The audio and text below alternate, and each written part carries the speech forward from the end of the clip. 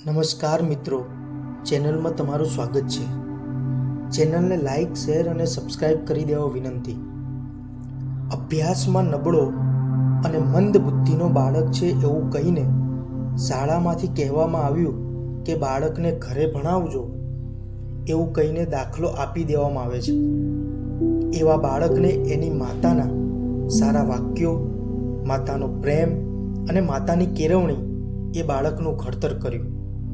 એ બાળક આજે ભૌતિક શાસ્ત્રના મહાન વૈજ્ઞાનિક બન્યા. એ અપમાનિત કરેલા અને શાળામાંથી અભ્યાસમાં નબળા અને મંદ બુદ્ધિનું બાળક છે એવું કહીને જેમને દાખલો આપી દેવામાં આવ્યો હતો એવા બાળકની આ વાર્તા છે. 5મા ધોરણમાં અભ્યાસ કરતા બાળકને શાળામાંથી છૂટવાના સમયે તેના આચાર્યશ્રીએ એક પત્ર આપ્યો અને કહ્યું, લે આ તારી માતાને આપી દેજે. બાળકે ઘરે જઈને એની માતાને કહ્યું, આચાર્યશ્રીએ તમારા માટે આ પત્ર આપ્યો છે. માતાએ પત્રને પહેલાં મનમાં વાંચી લીધો. માતા બાળક સામે જોવે છે અને માતા શાકભાજી લેવા જતા રહે છે.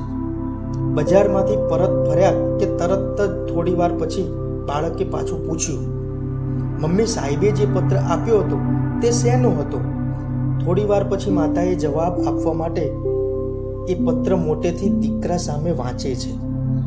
શાળાના પ્રિન્સિપાલે લખેલ એ પત્રમાં જોઈ માતા રડતા રડતા વાંચે છે કે તમારો આ દીકરો વિશેષ છે, તેની બુદ્ધિ અદ્ભુત છે, તે એટલો બધો હોશિયાર છે કે તેને ભણાવી શકે એવો કોઈ શિક્ષક અમારી શાળામાં નથી. બની શકે તો તેને ઘરે તમે જ શિક્ષણ આપો. અમારી શાળામાંથી દાખલો કઢાવી જજો. માતા આ પત્ર વાંચતી હતી અને દીકરો સાંભળતો હતો. પોતાના વખાણ જોઈને સાંભળીને દીકરો તો ખુશ થઈ ગયો.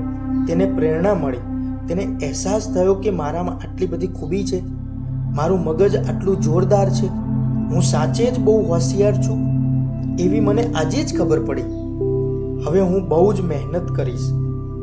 શાળામાંથી બુદ્ધિ વગરનો તરછોડાયેલ બાળક એટલે મહાન વૈજ્ઞાનિક આલ્બર્ટ આઇન્સ્ટાઈન. તેમની માતાના અવસાન પછી તેમને પોતાનું ઘર બદલવાનું થયું.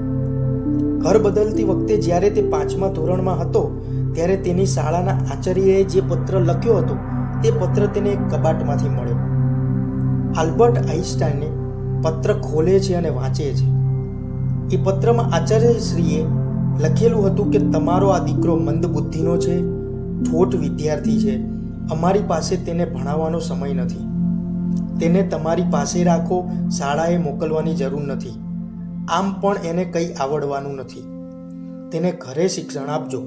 આ પત્ર વાંચી આલ્બર્ટ આઇન્સ્ટાઈનને પોતાના માતાના ફોટાને ગળે લગાવી લે છે. કારણ કે જો સાચે જ પત્રમાં જે લખ્યું હતું એ જ માતા વાંચતા તો કદાચ 5મા ધોરણનો એ બાળક પોતાનું મનોબળ કદાચ એ જ સમયે તૂટી જાત. દરેક બાળક ઈશ્વરનું સંતાન છે. ભગવાને દરેકનામાં કંઈક ને કંઈક ખૂબી આપી જ હોય છે. દરેક બાળકને પોતાનું માન સન્માન હોય છે અને નાના હોય કે મોટા હોય હંમેશા દરેકનું સન્માન જાળવવું જોઈએ. કદાચ આપણા 2 સારા વાક્યોથી જો કોઈ બાળકનું મનોબળ વધતું હોય અને જીવનમાં પ્રગતિ કરી શકાય એવું હોય તો ચોક્કસ એ બાળકનું મનોબળ વધારવા માટે આપણે સૌએ પ્રયત્ન કરવા જોઈએ. આભાર.